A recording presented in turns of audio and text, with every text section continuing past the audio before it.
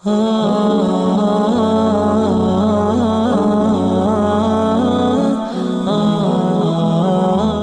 pada kesempatan ini semoga Allah berkahi langkah yang ketujuh dalam menyelamatkan diri dari api neraka, ya, yaitu memperbanyak istighfar. Saya akan bacakan dulu apa yang ditulis Syekh Mahmud Al-Misri hafizahullah, baru kemudian kita coba tambahkan dengan beberapa penjelasan, ya.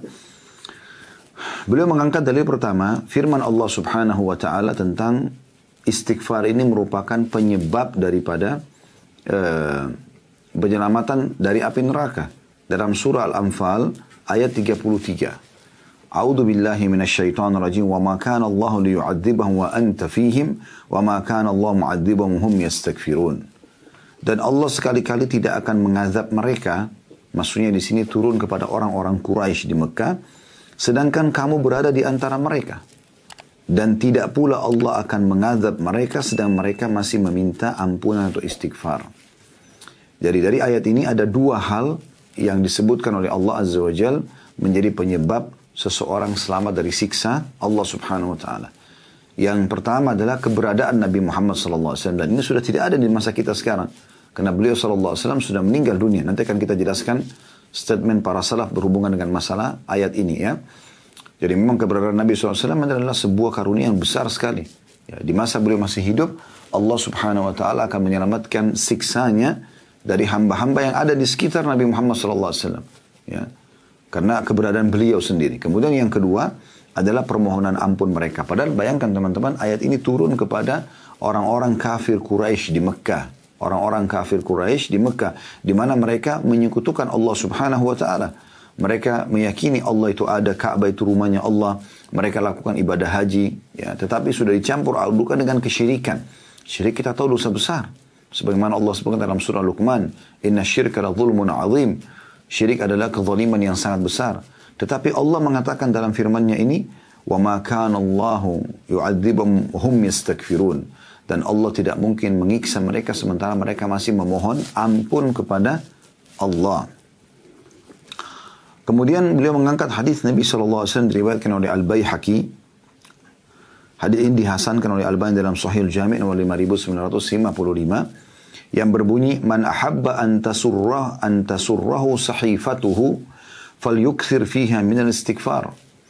Siapa yang ingin buku catatan amalnya membahagiakannya, maka hendaklah dia memperbanyak istighfar di dalamnya. Ya. Ini hadis ini dikuatkan, maksudnya bukan dikuatkan, lebih dijabarkan lagi oleh atau ditambahkan oleh Aisyah radhiyallahu anha, merupakan pasangan Nabi SAW yang dikenal dengan Hibbin Nabi SAW, kekasih Nabi SAW. Beliau mengatakan, siapa yang di setiap, ya, dua baris dari buku amalnya, ya, dia temukan istighfar, maka akan membahagiakannya. Kemudian beliau juga mengangkat hadis tentang Sayyidul Istighfar, ya, tuannya istighfar. Di dalam hadis Bukhari, sebagaimana beliau berkata, Sayyidul Istighfari an taqul. Tuannya seluruh istighfar atau istighfar yang paling utama adalah engkau mengucapkan Allahumma anta rabbi la ilaha illa anta khalaqtani, yang artinya, ya Allah, tidak ada Tuhan, ya, sesungguhnya engkau Tuhanku, penciptaku, dan tidak ada Tuhan selain engkau, engkaulah yang telah menciptakanku. Ya, ini maknanya dalam sekali, ya. Artinya kita mengatakan, ya Allah, tidak ada Tuhan, tidak ada tempat bergantung, tidak ada yang memberikan aku makanan, minuman, pakaian, yang menghidupkan dan bahkan akan mematikan aku, kecuali engkau, dan tidak ada Tuhan selain engkau yang telah menciptakan aku dan semua yang berhubungan dengan aku ini. Wa ana abduka, dan aku mengakui sebagai hambamu. Wa ana ala ahdika, dan aku selalu saja, ya, setia pada perjanjian, ya, wa wa'dika, dan mengikuti janji-janjimu, mastata'tu, semampuku. Perjanjian kita apa dengan Allah Subhanahu wa taala? Sebelum kita dilahirkan, semua ruh-ruh ini, anak Adam, ya, Allah Subhanahu wa taala tanyakan kepada mereka sebelum diturunkan ke bumi dan ditiupkan ke jasad kita ini, ditanya oleh Allah dalam Al-Quran, alastu birabbikum, bukankah aku Tuhan kalian? Qalu bala, syahidina. Maka kita semua mengatakan, benar, kami mengakui kau sebagai Tuhan kami. Jadi secara fitrah, secara alami, secara kejiwaan, kita mengenal Tuhan kita Allah. Makanya kalau orang diingatkan tentang Allah, tentang akhirat, tentang Al-Quran, ya, mereka mudah untuk bisa menerima karena dasarnya ada potensi itu dalam jiwa setiap orang di antara kita. Maka di sini diulangi dalam tuannya istighfar ini atau istighfar yang paling utama. Sesungguhnya aku selalu setia pada perjanjian, maksudnya mengakui Allah sebagai Tuhan. Dan wa wa'dika, dan semua janji-janjimu, maksudnya orang yang patuh akan mendapatkan kebahagiaan dunia, kemudian juga akan masuk ke surga di akhirat, serta orang-orang yang durhaka akan kena hukuman, gitu ya. Kemudian mastata'tu, semampuku. Makna semampuku di sini adalah sesuai dengan apa yang engkau mudahkan untukku ya Allah. Ini sesuai juga dengan sabda Nabi SAW, "U'budullaha mastata'tum." Sembahlah Allah semampu kalian, semaksimal yang kalian mampu lakukan. Ya. Kemudian kita mengatakan, "A'udzu bika min syarri ma sana'tu." Aku berlindung kepadamu dari keburukan apa yang aku kerjakan. Karena kita manusia lemah, ya. Dan tidak ada manusia tidak berbuat kesalahan. Nabi Adam alaihissalam saja buat kesalahan. Lalu beliau memohon ampun kepada Allah SWT. Nabi Yunus buat kesalahan. Lalu beliau memohon ampun kepada Allah Subhanahu wa taala. Ya. Nabi Musa alaihissalam pada saat membunuh seseorang, beliau memohon ampun kepada Allah Subhanahu wa taala. Nabi Sulaiman alaihissalam pada saat beliau terlewatkan sholat asar gara-gara asyik bermain dengan kuda-kuda kerajaannya, lalu beliau menyembelih, ya, sebagai bentuk taubatnya kepada Allah SWT dan beristighfar kepada Allah karena telat itu. Ya. Nabi Muhammad SAW mengatakan, aku setiap hari beristighfar 100 kali. Dan bertobat kepadanya. Dalam riwayat lain 70, riwayat yang lainnya 100 kali. Ya. Setiap harinya. Maka bagaimana kita tidak berlindung kepada Allah SWT dari keburukan? Kita tidak pernah dapat jaminan dalam seharian kita tidak punya dosa. Nah, kita mengucapkan kalimat ini. Aku berlindung kepadamu dari keburukan apa yang aku kerjakan. Ya. Kemudian kita mengatakan wa abu'u laka bi ni'matika 'alayya, dan aku mengakui nikmat-nikmatmu padaku. Ya. Dan aku mengakui nikmat-nikmatmu kepadaku. Ya. Dan ini maksudnya semua nikmat sekecil apapun, aku ingat atau tidak ingat, aku mengakuinya ya Allah. Dan ini Allah SWT inginkan ini dari kita. Maksudnya Allah perintahkan kita agar mengakui nikmat yang sedang Allah berikan kepada kita. Dengan banyak bersyukur gitu kan. Wa abu'u laka bi dzambi faghfirli, dan aku mengakui semua dosa. Aku sengaja, tidak sengaja, aku tahu, aku tidak tahu ya Allah, aku akui dosa-dosaku. Ya. Faghfirli, oleh karena itu ampunilah aku, fa innahu la yaghfiru dzunuba illa ant. Karena tidak ada yang bisa mengampuni dosa kecuali engkau. Setelah menjelaskan Sayyidul Istighfar, tuannya istighfar ini yang dianjurkan dibaca pagi dan sore hari, itu minimal sekali-sekali ya. Beliau mengatakan, وَمَنْ قَالَهَا مِنَ النَّهَارِ مُوكِنًا بِهَا. Siapa yang mengucapkan ini pada pagi atau siang hari dengan penuh keyakinan terhadap ucapan ini, فَمَاتَ مِنْ يَوْمِهِ قَبْلَ أَنْ يُمْسِيَ, kemudian dia wafat sebelum tiba sore hari, فَهُوَ مِنْ أَهْلِ الْجَنَّةِ, maka dia termasuk penghuni surga. وَمَنْ قَالَهَا minal laili wa huwa mukinun biha, dan siapa yang membaca ini di malam hari dengan penuh keyakinan dengan apa yang ada dalam lafaz-lafaz Sayyidul Istighfar ini, famata qabla an yusbih, lalu dia wafat sebelum tiba pagi hari, fahuwa min ahli jannah, maka dia termasuk penghuni surga. Ya.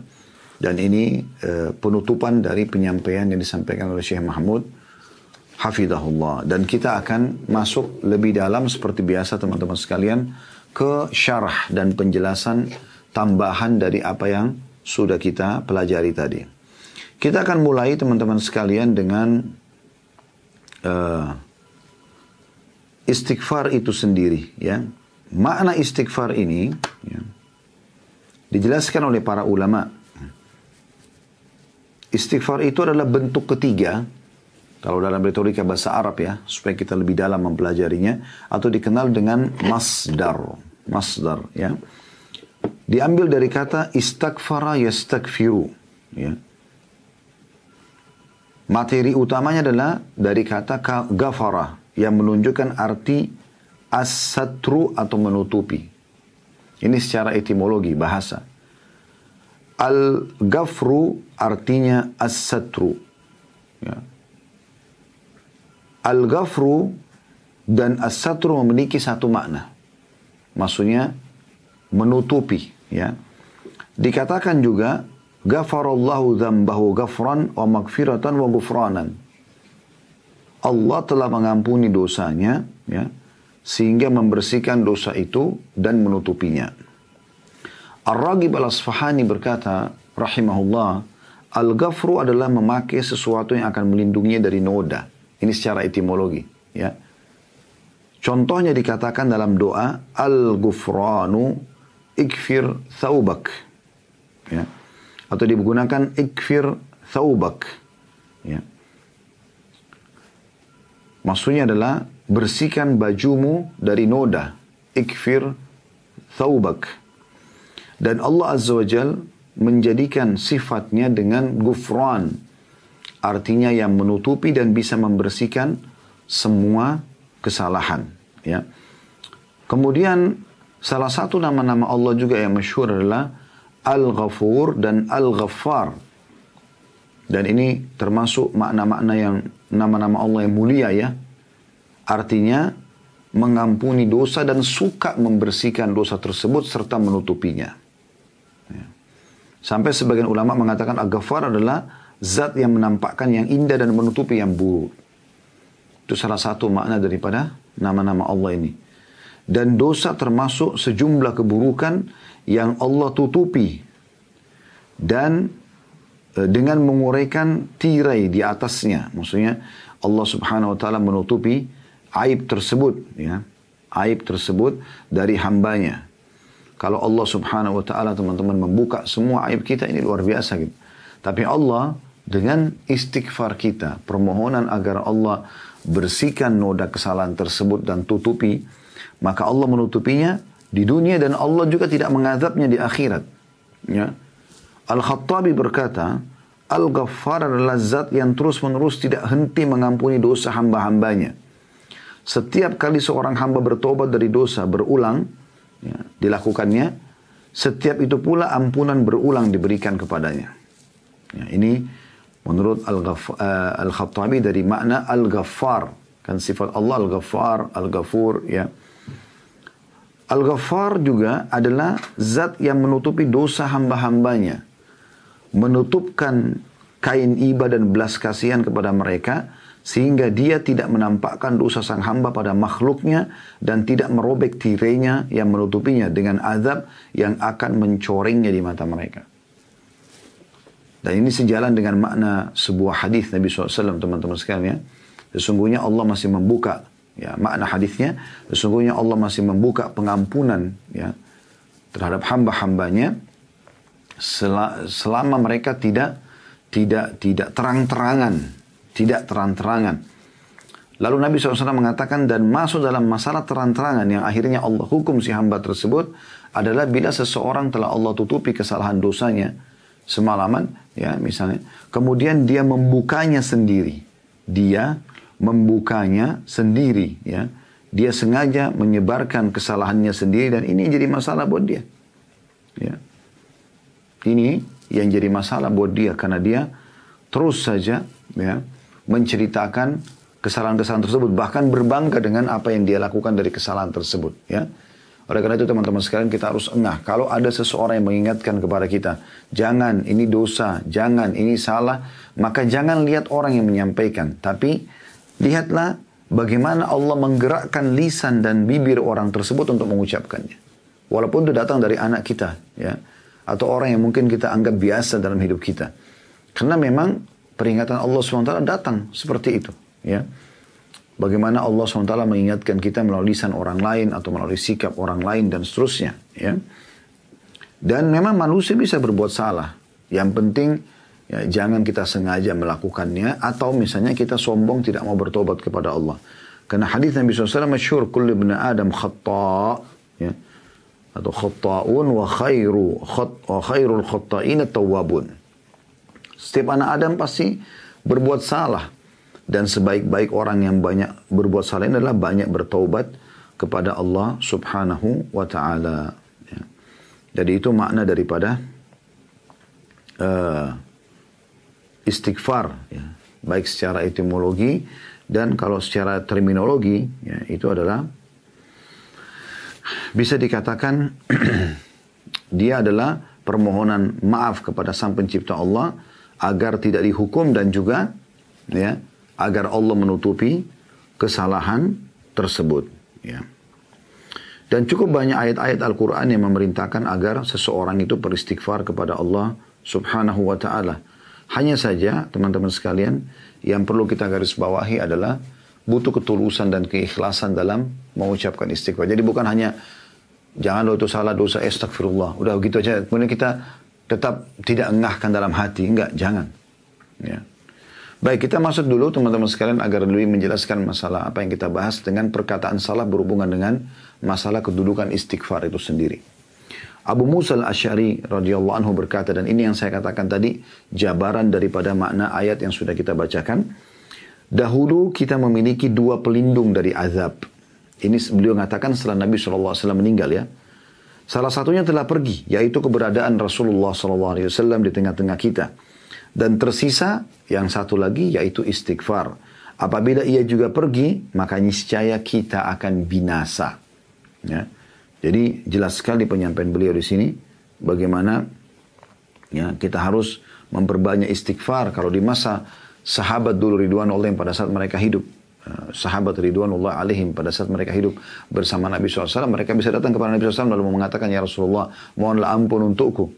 Ya, itu sangat mudah dan doa Nabi SAW maka diterima oleh Allah SWT. Tapi saat kita sekarang, sudah Nabi SAW sudah meninggal, tinggal bagaimana kitanya yang beristighfar dengan tulus kepada Allah Subhanahu wa ta'ala. Rabi' ibn Huthaim rahimahullah, seorang ulama tabi'in masyhur, mengatakan, merendahlah kalian kepada Rabb kalian, berdoalah kepadanya di kala senggang. Ya, jadi di waktu lowang itu gunakan untuk ibadah. Supaya kita tidak disibukkan oleh syaitan dengan berita-berita atau hal-hal yang berbau dosa, ya. Maka kita menyibukkan diri dengan zikir, dengan doa, dengan baca Al-Quran. Itu waktu lowong. Sebagaimana sabda Nabi SAW, beliau mengatakan, ada dua nikmat yang banyak tertutupi dari manusia, yaitu kesehatan dan waktu lowong. Banyak orang digabungkan oleh Allah dua hal ini. Udah badannya sehat, waktu lowongnya banyak. Dia bukan gunakan justru untuk memaksimalkan ibadah kepada Allah, malah dia melakukan dosa-dosa. Dan ini keliru. Harusnya dia maksimalkan itu untuk, ya, beristighfar, ya, berdoa. Ya, kalaupun wirid ini sudah selesai, dia baca wirid yang lain. Kan banyak sekali. Ada la haula wa la quwata illa billah, ada subhanallah, alhamdulillah, wa la ilaha illallah, Allah akbar. Ada salawat kepada Nabi SAW, ada istighfar. Ya, ada subhanallahi wa bihamdi, ada subhanallahi wa bihamdi, subhanallahil azim. Ya, cukup banyak zikir-zikir adalah la ilaha illallah, wahdahu la syarika la lahul mulku wa lahul hamdu wa huwa ala kulli syai'in qadir. Dan sekian banyak yang kita bisa baca dari zikir-zikir tersebut. Lalu Rabi' ibn Huthaim rahimahullah mengangkat hadis qudsi. Beliau mengatakan sambil membacakan hadis ini yang Nabi SAW mengatakan, ya, Allah berfirman, man da'ani fir rakha'i ajabtuhu fi syiddah. Barang siapa yang berdoa kepadaku di waktu lawang, di waktu lapang, ya, di kala lapang misalnya kayak badannya sehat, waktunya banyak, dia sudah tidak tahu harus buat apa karena tidak ada kegiatan misalnya. Justru pada saat itu kalau dia gunakan untuk berdoa, ya, kebaikan-kebaikan dunia, kebaikan akhirat, keselamatan diri dia, panjang umur, sembuh dari penyakit, selamat dari permasalahan yang sedang dihadapin, atau misalnya, atau mungkin permasalahan-permasalahan yang mungkin yang bisa datang, dia akan datang, Allah sudah selamatkan dia dari sekarang, misalnya agar selamat dari fitnah, selamat dari sihir, selamat dari gangguan orang dan seterusnya, atau dia minta kebaikan untuk keturunan dia misalnya, keberkahan di hartanya, di pasangan hidupnya, banyak yang dia bisa lakukan. Kata Allah SWT, siapa yang berdoa padaku pada saat lapang, maksudnya di waktu dia lagi lowong, lagi santai, lagi banyak waktu gitu, ya, tidak ada kegiatan. Ya, artinya kebanyakan juga sudah dibantu oleh orang dalam kegiatan-kegiatannya dalam keseharian, dia punya banyak lowong gitu. Maka Allah mengatakan, maka aku akan terima permintaan dia di waktu dia sedang sulit. Jadi siapa yang mau pada saat dia lagi genting, lagi ada masalah, kemudian Allah selamatkan dia, justru di saat-saat dia lagi lapang, dia banyak berdoa kepada Allah. Dan ini banyak lalai, Kebanyakan kadang-kadang orang pergi rekreasi keluarga, keluar kota misalnya, karena lagi santai, lagi nyaman, maka ibadahnya, sholatnya pun sering tertunda. Ya. Zikir pagi petangnya lewat misalnya. Atau ayat Al-Quran tidak lagi dibaca, justru lalai. Atau sibuk dari acara TV ke acara TV yang lain. Dari gosip ke gosip yang lain. Akhirnya dia bukan gunakan waktu lowong yang harusnya dia justru maksimalkan ibadah. Supaya ini menjadi sebuah investasi, aset dia. Yang nanti di saat dia susah, Allah subhanahu wa ta'ala akan terima doanya. Justru karena pada saat dia lagi lowong, dia berdoa. Ya. Dan Anda perlu ketahui bahwasanya berdoa agar kesehatan kita dipertahankan oleh Allah subhanahu wa ta'ala. Rezeki kita lebih diberkahi, keturunan kita, pasangan kita. Itu di saat kita lagi tidak ada masalah, kita berdoa, itu lebih afdal dibandingkan nanti ada masalah, baru kemudian kita minta solusi atau jalan keluar kepada Allah. Karena mempertahankan nikmat adalah lebih mulia di sisi Allah subhanahu wa ta'ala sebagai bentuk syukur kita. Lalu lanjutkan hadis qudsi, wa man sa'alani a'taituhu. Dan siapa yang rutin berdoa padaku, tulus, aku akan berikan kepadanya, kata Allah. Wa man tawadha'a li rafa'tuhu.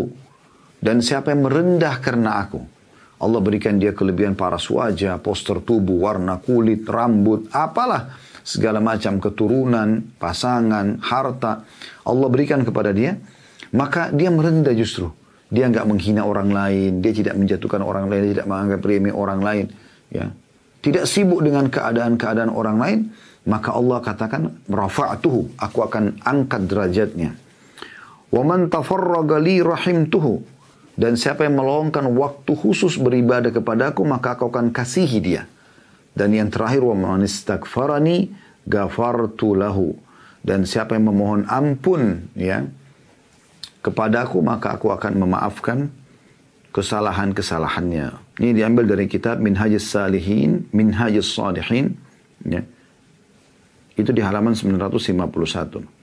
Ibnul Jauzi rahimahullah juga berkata, Iblis berkata, aku membinasakan anak cucu Adam dengan dosa. Terus dibisikin dosa-dosa di dalam hatinya, di telinganya, di fikirannya.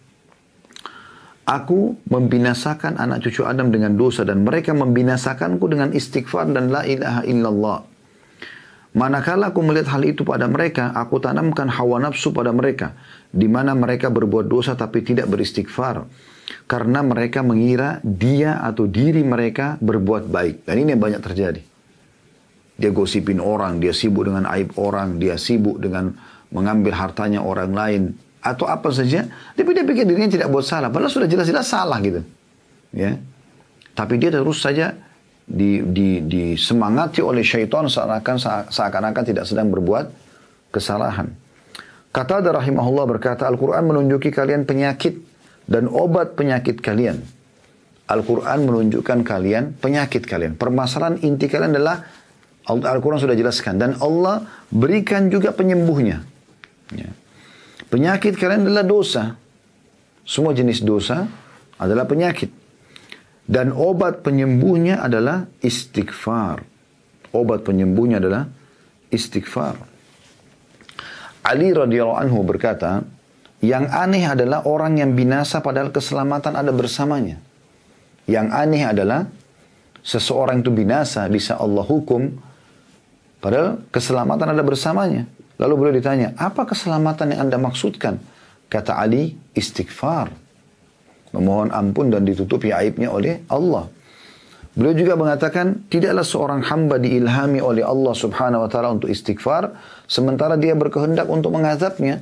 Jadi kalau ada orang yang Allah mudahkan lisannya mengatakan, astagfirullah wa atubu ilaih, itu tidak mungkin Allah akan menyiksanya karena Allah mudahkan untuk dia beristighfar. Hanya saja perlu digarisbawahi teman-teman sekalian, bedakan antara dosa-dosa kita kepada Allah Azza wa Jal dengan dosa kita kepada manusia. Kalau dosa kita kepada Allah Subhanahu wa Ta'ala, sebagaimana kami sudah singgung tadi di awal-awal bahasan kita, misalnya orang tidak sholat, ya, orang membengkalikan hak Allah Subhanahu wa Ta'ala, dia kalau bertobat Allah Maha Pengampun. Jadi sudah kita jelaskan sifat Allah, Ghafur, Ghaffar, yang suka terus memaafkan hamba-hambanya sebagaimana Khattabi sudah jelaskan tadi rahimahullah. Ya, tetapi kalau dosa berhubungan dengan makhluk, hamba Allah durhaka dengan orang tua, ya, membengkalikan hak anak, memberikan hak ke pasangan, suami, istri, ya, bawahan, ya, misalnya, atau atasan, ya, pimpinan atau masyarakat, ya, dia membengkalikan, maka ini berbeda. Karena selain bertobat kepada Allah, dia juga harus memberikan hak orang tersebut. Kalau dia merusak citranya, nama baiknya, menyebarkan aibnya, dan seterusnya, dia harus memohon keridhaannya. Kalau dia mengambil barang, maka dia harus mengembalikan barang yang sudah dia curi, ya, yang dia ambil misalnya. Maka ini termasuk hal yang mendasar, ya. Jadi ini hati-hati sekali, karena banyak orang subhanallah di kantor misalnya, mereka anggap dirinya tidak buat dosa, tapi sebenarnya mereka berbuat dosa dengan cara misalnya menggunakan fasilitas kantor tanpa izin pemilik kantor misalnya, atau pemilik perusahaan, atau misalnya dia, ya, menceritakan tentang atasannya, ya, gosipin orang di belakang, ini juga dosa, gitu. Tanpa dia merasa diri berbuat salah, ini keliru, ya, ini bahaya sekali. Banyak orang seperti itu. Atau misalnya dia mengambil data-data di kantor, data-data yang dia ambil, kemudian dia keluar dari kantor, lalu dia mengambil, mencuri data-data tersebut. Nah, ini semua dengan menganggap itu adalah hak dia, walaupun cuma data konsumen misalnya, kan gitu. Jadi kita tidak perlu teman-teman sekalian melakukan perbuatan-perbuatan ini. Banyak orang tidak sadar, dia pikir kalau mencuri itu hanya sekedar mengambil fisik barang gitu, uang kah misalnya, dompet kah, HP kah, baru dianggap mencuri. Padahal sebenarnya mengambil data-data juga ini adalah mencuri namanya. Ya, mencuri, dan itu tidak dibolehkan sama sekali. Hukumnya haram dalam Islam. Ya, ini contoh-contoh saja. Begitu juga saya pernah sampaikan tentang masalah orang berumah tangga. Jangan pernah sibuk mengambil tugas malaikat. Sudah ada Raqib dan Atid. Ada malaikat. Walaupun sebagian ulama mengatakan ini bukan nama malaikatnya. Yang jelas Allah, ya, menitipkan ada 2 malaikat yang sudah masyhur, gitu kan. Yang mereka satu mencatat amal baik, satu mencatat amal buruk. Lalu kenapa kita sibuk untuk mengambil tugas para malaikat ini? Ada Tuhan yang Allah subhanahu wa ta'ala akan mengawasi pasangan hidup kita, ya, atasan kita, dan seterusnya. Dan juga ada malaikat yang bertugas untuk mencatat. Sampai Allah mengatakan dalam Al-Quran, "Ma yalfidhu min qawlin illa ladaihi raqibun atid." Tidak ada satu kata pun yang keluar kecuali diawasi oleh Raqib dan Atid. Jadi harus hati-hati. Ya, jangan selalu sibuk hanya mencari-cari saja kesalahan dan tidak pernah berhenti dengan masalah ini. Padahal sebenarnya kita juga banyak pembenahan yang harus kita lakukan. Dinukil juga bahwasanya Luqman Al-Hakim, ya, rahimahullah, pernah berwasiat kepada anaknya, "Wahai anakku, Allah memiliki beberapa waktu tidak ditolak orang yang memohon, ya, pada waktu itu. Maka di waktu mustajab itu perbanyaklah istighfar." Coba bayangkan hikmah Luqman Al-Hakim ini. Makanya diberikan julukan Al-Hakim. Maksudnya orang yang sangat bijaksana. Jadi beliau tidak menyuruh anaknya di waktu mustajab itu, misalnya antara azan dan iqamah, sepertiga malam saat hujan turun. Ada waktu-waktu mustajab. Bukan minta segera hajatmu. Tapi beliau mengatakan, di waktu mustajab itu gunakan untuk istighfar. Perbanyak istighfar. Ya. Itu yang beliau tekankan gitu.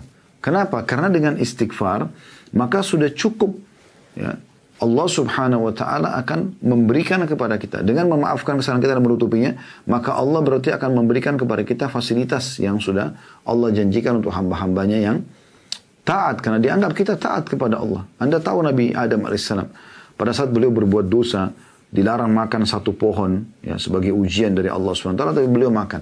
Apa yang beliau mengatakan? "Ya Allah, kembalikanlah aku ke surga, aku janji tidak akan mengulanginya." Tidak.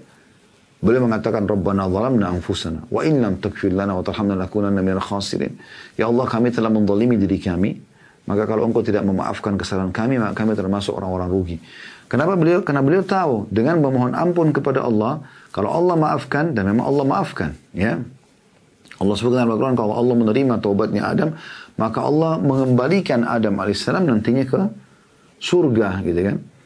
Begitu juga dengan Nabi Yunus SAW. Anda tahu pada saat dia tinggalkan kaumnya dari wilayah Nainawah, ya, satu kaum yang didakwahi oleh Nabi Yunus SAW, sebelum tiba masa di mana beliau harus meninggalkan, beliau sudah meninggalkan dengan harapan mendapatkan lokasi dakwah baru, karena kaum ini tidak mau menerima. Ya, menurut pandangan beliau, tapi akad antara para nabi-nabi dan rasul dengan Allah SWT adalah mereka tidak boleh meninggalkan lokasi dakwah sampai ada perintah untuk meninggalkannya, walaupun harus dibunuh oleh kaumnya. Contoh kasus yang kita tahu, Nabi Yahya AS dibunuh oleh Bani Israel. Ya, Tapi karena memang belum ada perintah, tidak ada perintah Allah untuk meninggalkan kaumnya, maka dia sampai dibunuh pun dia bertahan gitu. Tapi Nabi Yunus meninggalkan alaihissalam. Lalu kemudian beliau ditelan oleh ikan paus dalam kisah masyhur. Apa yang beliau katakan? Ya Allah, keluarkan aku dari mulut ini. Ikan ini tidak. Beliau cuma mengatakan, La ilaha illa anta subhanaka inni kuntu minal zalimin. Satu rangkaian mohon ampun ini, tidak ada Tuhan yang berhak disembah kecuali engkau, maka aku termasuk orang-orang zalim. Maksudnya aku buat dosa ya Allah.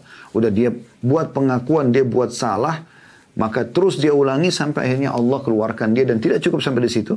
Istighfar ini mengembalikan semua nikmat. Allah berikan hidayah seluruh kaumnya. Satu Nainawa masuk Islam pada satu di atas 100.000 orang Allah sebutkan dalam Al-Quran. Dan pada saat itu pun Nabi Yunus AS kembali dalam kondisi kaumnya sudah beriman. Dan beliau tinggal mengajak mereka untuk istiqamah dalam mengerjakan ketaatan-ketaatan kepada Allah subhanahu wa ta'ala. Ya. Aisyah berkata radhiyallahu anha, ya, sesungguhnya Allah menyiapkan ya, istana di surga atau tubah ya, bagi orang yang banyak istighfar dalam buku catatan amalnya. Abu Minhal berkata rahimahullah, tidak ada seseorang hamba didampingi dalam kuburnya oleh pendamping yang lebih dicintai daripada istighfar.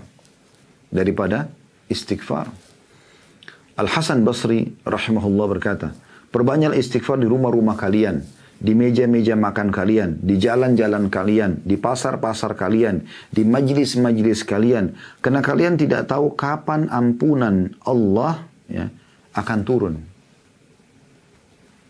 Bahkan seorang badui berkata, siapa yang ingin menjadi tetangga kami di tanah kami, hendaklah memperbanyak istighfar. Karena istighfar itu adalah awan tebal yang mengandung air. Maksudnya akan mendatangkan rezeki dari Allah subhanahu wa ta'ala. Bakar bin Abdullah al-Muzani rahimahullah berkata, kalian banyak berbuat dosa, maka perbanyaklah istighfar. Karena sesungguhnya kalau seseorang menemukan istighfar dalam catatan amalnya pada setiap jarak 2 baris, maka dia akan senang melihat tempat itu nanti. Ya. Ibnu Taimiyah mengatakan rahimahullah, ya, pikiranku terpaku pada sebuah masalah yang sulit bagiku.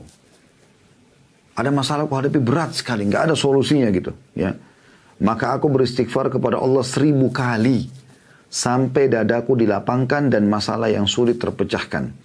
Aku kadang berada di pasar, masjid atau sekolah, tapi hal itu tidak menghalangiku dari zikir dan istighfar sampai aku meraih apa yang aku inginkan. Ya. Ini luar biasa dari ya penyampaian para ulama salaf berhubungan dengan masalah ini. Ya. Baik, kita akan masuk teman-teman sekalian ke manifestasi istighfar. Yang pertama sekali dia adalah ibadah. Ya. Sebelum kita bicara panjang lebar, tambahan-tambahan tentang manfaatnya. Tapi dia sendiri adalah ibadah. Di saat Anda kerjakan, ya, jadi walaupun Anda sedang tidak melakukan dosa, kalau Anda beristighfar, Anda sedang mendapatkan pahala. Jadi jangan pernah pikirannya istighfar itu kalau ada dosa saja. Walaupun tidak ada dosa, Anda tetap istighfar kepada Allah SWT. Apalagi kalau ada dosa gitu ya.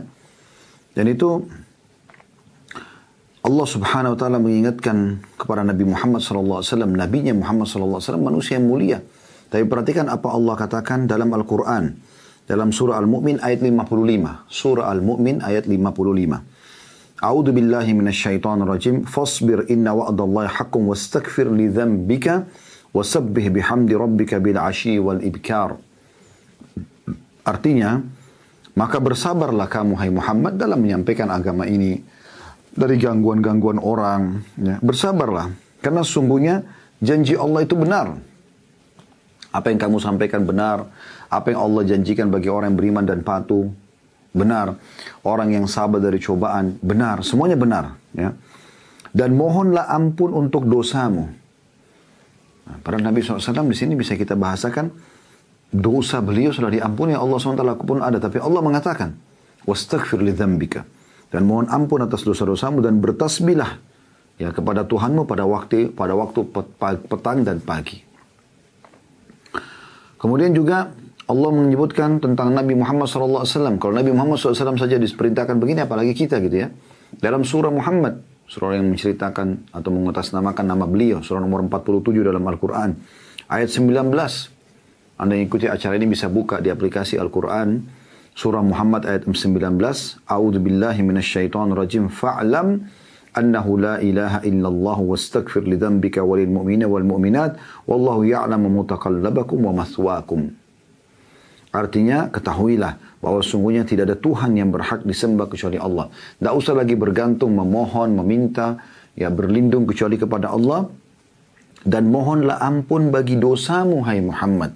Dan juga dosa orang-orang mukmin laki-laki dan mukminah perempuan. Dan Allah mengetahui tempat kamu berada dan tempat tinggalmu. Ya. Saksi bahasan kita bagaimana Allah subhanahu wa ta'ala memerintahkan Nabinya Muhammad SAW istighfar. Selain mohon istighfar kepada Allah, istighfar juga untuk orang-orang beriman. Ya. Begitu juga Allah sebutkan dalam surah An-Nasr ayat 3. Masih juga ya, khitab atau pembicaraan ditujukan kepada baginda Nabi SAW. Fasabbih bihamdi rabbika wastaghfirhu innahu kana tawwaba. Bertasbihlah dengan memuji Rabb Muhammad Muhammad dan mohonlah ampun kepadanya. Sesungguhnya dia maha menerima taubat. Ya, maha menerima taubat. Dalam surah An-Nisa ayat 106 Allah juga mengatakan wastaghfirillah innallaha kana ghafurur rahima. Mohonlah ampun kepada Allah, sesungguhnya Allah maha pengampun lagi maha penyayang. Ya. Jadi Allah subhanahu wa ta'ala memerintahkan istighfar ini memang bukan di saat ada dosa saja. Ya. Tetapi memang setiap saat, karena dia ibadah. Apalagi kalau ada dosa. Ya. Dan juga Allah subhanahu wa ta'ala ya, memerintahkan kita semua orang beriman dalam surah Al-Muzammil ayat 20 agar memperbanyak istighfar kepada Allah. Sibukkan terutama di waktu lowong, saudaraku seiman. Nanti ada saatnya di mana Anda sibuk, Anda tidak bisa beristighfar, tidak bisa berzikir kepada Allah SWT. Justru waktu lowong itu gunakan lisan, jangan diam, selalu berzikir. Yang berbunyi dalam surah Al-Muzammil ayat 20, wastaghfirullah innallaha ghafurur rahim. Dan beristighfarlah kalian semua kepada Allah. Ada dosa atau tidak ada dosa menurut pandangan Anda atau menurut pandangan kalian. Sesungguhnya Allah maha pengampun lagi maha penyayang. Dan Allah menyuruh kita bersegera dalam istighfar. Ya. Sekali lagi, ada dosa atau tidak ada dosa dalam pandangan kita, selalu perbanyak. Dan Allah janjikan ya, dengan istighfar itu kita bisa segera bisa mengejar surga yang Allah janjikan. Dalam surah Al-Imran 133. A'udzu billahi minasyaitonir rajim wasari'u ila magfiratin min rabbikum wa jannatin arduhas samawati wal ardu iddat lil muttaqin.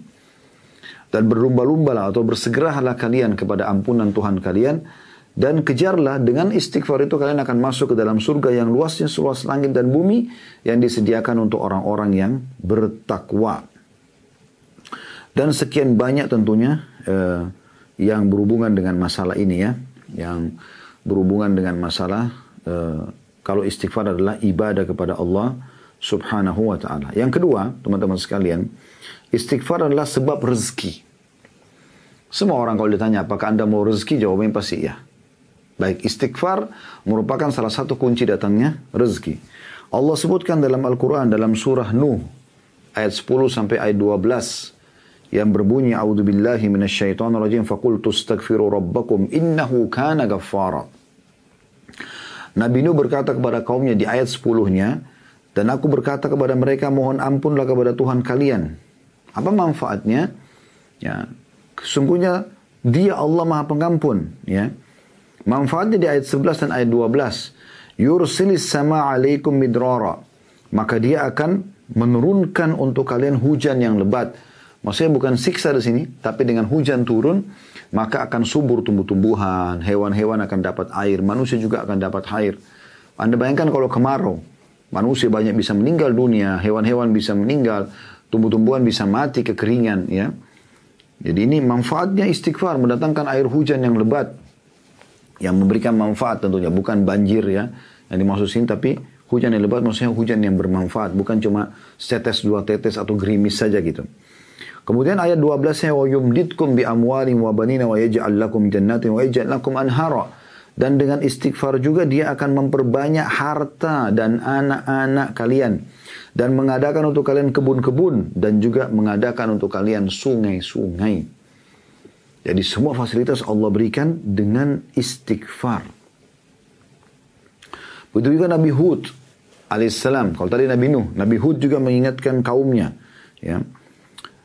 Dalam surah Hud ayat 52 yang bunyinya A'udzu billahi minasyaitonir rajim wa ya qaumi istaghfiru rabbakum thumma tubu ilaihi yursilis samaa'a 'alaikum midraran wa yazidkum quwwatan ila quwwatikum wa la tatawallaw mujrimin. Dan Hud berkata kepada kaumnya, hai kaumku, mohonlah ampun kepada Tuhan kalian lalu bertaubatlah kepadanya. Kalau istighfar berarti permohonan maafnya, taubat berarti mengikrarkan tidak akan mengulanginya gitu ya. Niscaya dia akan menurunkan hujan yang sangat deras atasmu dan dia akan menambahkan kekuatan kepada kekuatanmu dan janganlah kamu berpaling dengan berbuat dosa.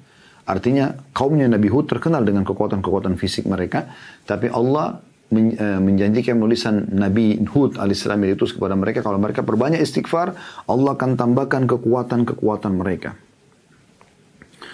Ibnu Abbas ya menjelaskan dalam ayat ini bahwasanya midrara artinya deras di sini artinya terus menerus ya, tidak pernah tertimpa kemarau. Ya.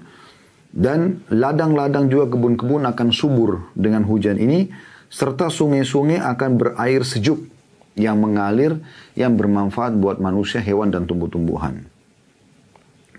Al-Qurtubi berkata rahimahullah dalam ayat ini, di dalam ayat-ayat ini terdapat dalil bahwa istighfar digunakan untuk meminta rezeki dan hujan. Ya, begitu. Sampai Umar bin Khattab radhiyallahu anhu pernah sholat istisqa. Begitu sholat, beliau baca istighfar lalu beliau suruh orang bubar. Lalu ditanya, kenapa anda lakukan ini gitu? Kenapa tidak mohon-mohon kepada Allah yang lain? Maka dia mengatakan, saya tidak menemukan sesuatu yang paling cepat mendatangkan hujan ataupun rezeki dibandingkan istighfar. Ya. Al-Hafidh Ibn Kathir berkata rahimahullah dalam tafsir beliau, dalam menafsirkan surah Hud ayat 52 tadi, jika kalian bertobat dan memohon ampunan kepada Allah serta kalian mentaatinya, niscaya Allah akan memperbanyak rezeki kalian, memberikan kalian minum dengan nikmat-nikmat dari langit, mengeluarkan untuk kalian nikmat-nikmat bumi, menumbuhkan untuk kalian tumbuh-tumbuhan, mengalirkan untuk kalian air, dan menjadikan untuk kalian kebun-kebun. Di dalamnya terdapat berbagai macam buah-buahan dan dia menyelingi di antara kebun-kebun itu sungai-sungai yang mengalir. Ya. Jadi luar biasa manfaat yang diberikan. Jadi dia mendatangkan rezeki ya. Di dalam tentu banyak sekali dalil tentang masalah ini, tapi kita ringkaskan karena melihat waktu. Dalam sebuah hadis ya, kata Nabi SAW dalam hadis yang diriwayatkan oleh Ahmad dalam musnadnya dan disahihkan ya, oleh Al-Hakim dalam mustadraknya, kata Nabi SAW, man akthar istighfara ja'alallahu lahu min kulli dhiqin makhraja. Siapa yang memperbanyak, jadi bukan cuma istighfar pas-pasan, terus beristighfar kepada Allah SWT terutama di waktu lowong, maka niscaya Allah akan menjadikan untuknya jalan keluar dari setiap kesempitannya. Wa min kulli hammin faraja, dan dari setiap kesedihan kelapangan. Kegembiraan, Allah ganti kesedihannya jadi kegembiraan. Warazakahu min haitsu la yahtasib, dan Allah akan memberikan dia rezeki dari tempat yang dia tidak sangka-sangka. Ya.